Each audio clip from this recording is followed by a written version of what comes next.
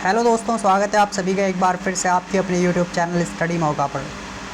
दोस्तों, आज की इस वीडियो में हम पढ़ने वाले हैं पाचन तंत्र से रिलेटेड महत्वपूर्ण ऑब्जेक्टिव क्वेश्चन, जो कि आपके प्रत्येक एग्ज़ाम की दृष्टि से काफ़ी महत्वपूर्ण होने वाले हैं। तो वीडियो को स्टार्ट करते हैं और पढ़ते हैं आज के टॉपिक के बारे में। देखिए, पहला प्रश्न आपके सामने है कि मानव शरीर में पाचन का जो अधिकांश भाग है वो किस भाग में संपन्न होता है, यानी कि कौन से भाग में मानव जो भोजन लेता है उसका अधिकांश भाग पचता है, यानी कि पाचन होता है। पहला ऑप्शन है छोटी आंत, दूसरा ऑप्शन है बड़ी आंत, तीसरा आमाशय तथा चौथा आपका ऑप्शन है मुख गुहा। तो इसका जो करेक्ट आंसर होगा दोस्तों वो है आपका छोटी आंत। छोटी आंत में जो है हमारा लगभग अधिकांश पाचन होता है, हम जो भोजन ग्रहण करते हैं उसका। प्रश्न 2 है आपके सम्मुख कि मनुष्य में पाचन क्रिया कहाँ प्रारंभ होती है। तो इसका पहला ऑप्शन है छोटी आंत, दूसरा बड़ी आंत, तीसरा आमाशय तथा चौथा है आपका मुख। तो देखिए, जो पाचन की क्रिया है वो मुख से ही आरंभ हो जाती है, क्योंकि जब हम भोजन मुख द्वारा ग्रहण करते हैं तो भोजन मुख गुहा में पहुंचता है, और मुख गुहा में आपके 2 एंजाइम पाए जाते हैं, टाइलिन तथा लाइसोजाइम। टाइलिन एंजाइम जो होता है वो भोजन में उपस्थित टाइलिन एक एंजाइम पाया जाता है, मुख गुहा में लार पाई जाती है, और लार में 2 एंजाइम पाए जाते हैं, टाइलिन तथा लाइसोजाइम।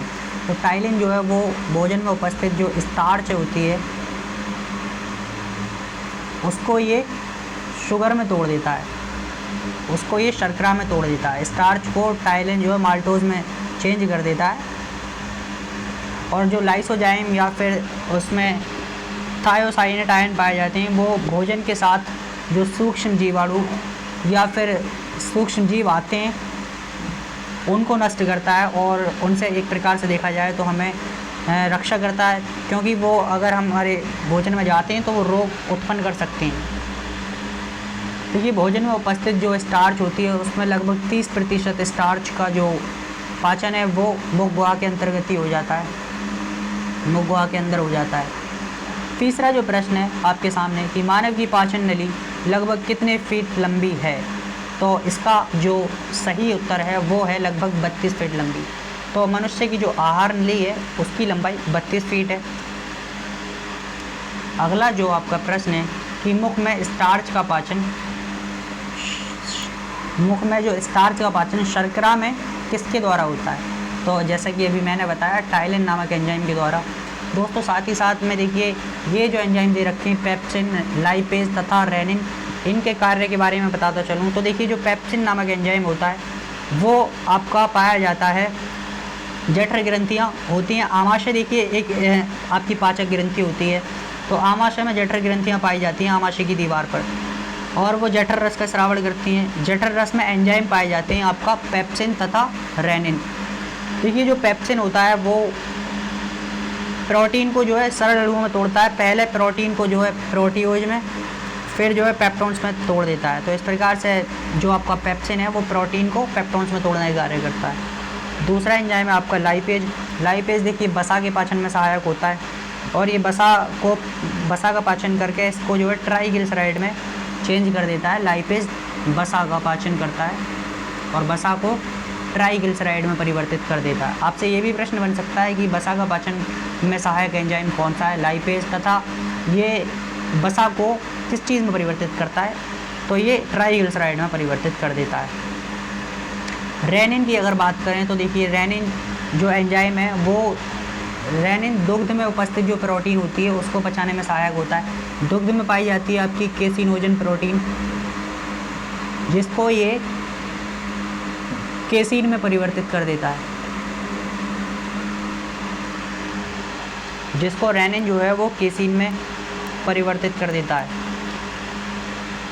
देखिए पांचवा क्वेश्चन है कि पाचन तंत्र का हिस्सा नहीं है।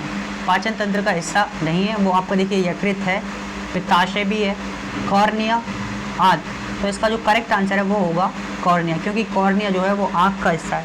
दोस्तों, अगर पाचन तंत्र के अगर हिस्सों की बात करूँ तो बेसिकली जो पाचन तंत्र में 2 प्रकार के अंगों को 2 प्रकार के भागों में बांट सकते हैं हम।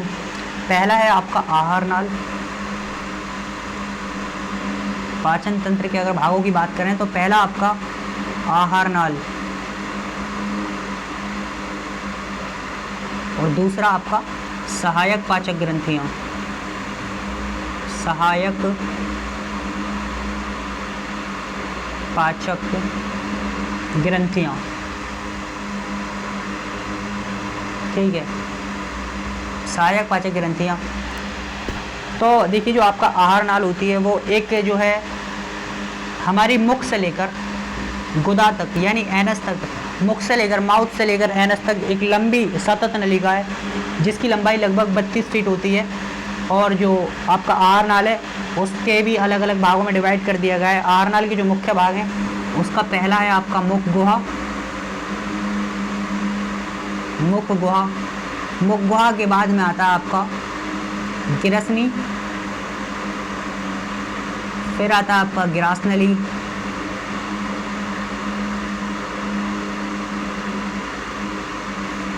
गिरासनली, और उसके बाद आता है आपका आमाशय, छोटी आंत तथा बड़ी आंत। और सहायक पाचक ग्रंथियां जैसे कि आपका हो गया अग्न्याशय तथा यकृत, ये आपकी सहायक पाचक ग्रंथियां हैं। तो आई होप आप समझ गए होंगे पाचन तंत्र के अंगों के बारे में। अब देखिए अगला जो क्वेश्चन है वो पूछा गया है कि दुग्ध प्रोटीन को पचाने वाला एंजाइम कौन सा है। तो पहला ऑप्शन आपके सामने है पेप्सिन। पेप्सिन जो है वो प्रोटीन को पेप्टोन्स में तोड़ता है, यानी गलत हो जाएगा। ट्रिप्सिन, देखिए जो ट्रिप्सिन होता है ना वो एक उत्प्रेरक की तरह कार्य करता है। प्रोटीन वो इरेप्सिन नामक ये एंजाइम होता है, यहीं पे बता देता हूँ मैं आपको।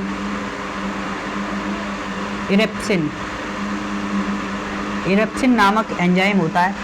तो इरेप्सिन जो है वो प्रोटीन को अमीनो अम्ल में परिवर्तित करता है। डाई तथा ट्राई पेप्टाइड यानी जो प्रोटीन के अवयव होते हैं, प्रोटीन जो है देखिए वो अमीनो अम्ल से मिलकर बना होता है। अमीनो अम्ल जो है मिलकर एक से अधिक अमीनो अम्ल मिलकर जो है पेप्टाइड बनाते हैं, जैसे कि tripeptide, dipeptide, polypeptide, इनको हम पेप्टाइड बोलते हैं अमीनो अम्ल को। अगर अमीनो अम्ल जोड़कर जो है वो प्रोटीन की संरचना का निर्माण करते हैं। तो जो आपका इरेप्सिन होता है वो इसको प्रोटीन को अमीनो अम्ल में तोड़ता है। और जो ट्रिप्सिन है ना वो एक उत्प्रेरक की तरह कार्य करता है इस रिएक्शन में। और अगर लाइपेज की बात की हमने तो लाइपेज जैसा कि मैंने बताया वो वसा के पाचन में सहायक होता है। रेनिन जो है दुग्ध प्रोटीन को केसीन में परिवर्तित करता है, यानी दुग्ध प्रोटीन का पाचन करता है। देखिए दूसरा जो प्रश्न है वो है आपका जठर रस का स्राव होता है। जठर रस का स्राव किससे होता है? तो जठर रस का स्राव जो है दोस्तों, तो इसका सही आंसर क्या होगा? वो होगा आपका यकृत। यकृत क्या है दोस्तों? यकृत ये जो है एक प्रकार से पाचक ग्रंथि है, सहायक पाचक ग्रंथि।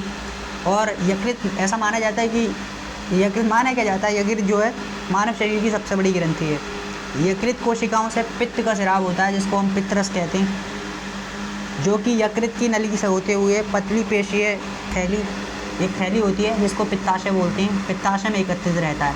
तो आप ध्यान रखेंगे कि पित्तरस का स्राव कहाँ से होता है? वो यकृत से होता है। सॉरी, जठर रस का स्राव पूछा गया तो वो अग्नाशय से होता है, लेकिन हाँ कोई नहीं, हम यकृत के बारे में पढ़ लेते हैं। इसका सही आंसर क्या होगा? अग्नाशय। तो यकृत से मैं बता रहा था कि जो पित्तरस है उसका स्राव होता है और पित्ताशय में वह एकत्रित रहता है।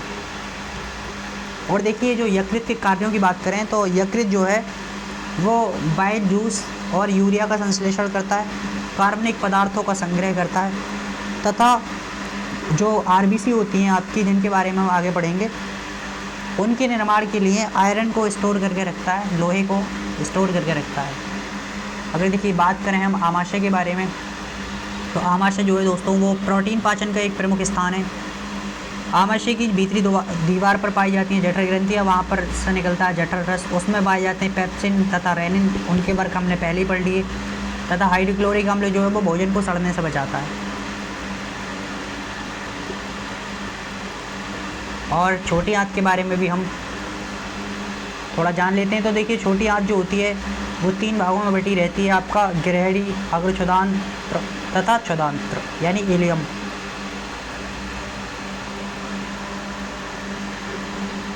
और अगर बात करें हम अग्न्याशय के बारे में, तो अग्न्याशय जो है वो यू आकार की, अग्न्याशय यू के आकार की गिरहड़ी जो है वो हाथ का भाग है, छोटी हाथ का, उसके पास एक लंबी ग्रंथि है जो कि बहिस्रावी और अंतस्रावी दोनों ही ग्रंथियों के रूप में कार्य करती है।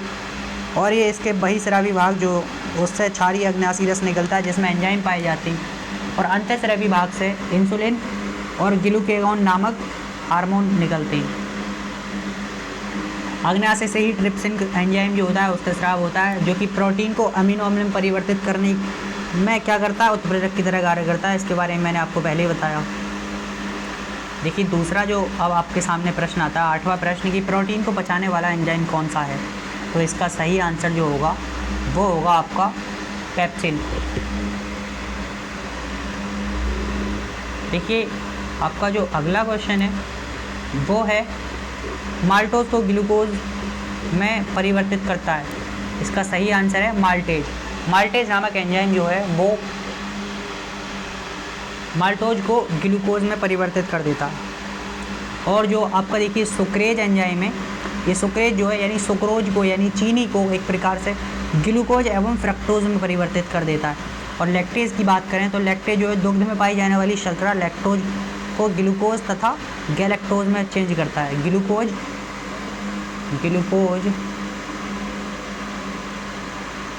प्लस गैलेक्टोज, ठीक है, गैलेक्टोज। और अगर बात करी जाए इरेप्सिन की, तो इरेप्सिन जो है वो प्रोटीन को अमीनो अम्ल में परिवर्तित करने का कार्य करता है, जैसा कि हमने बताया।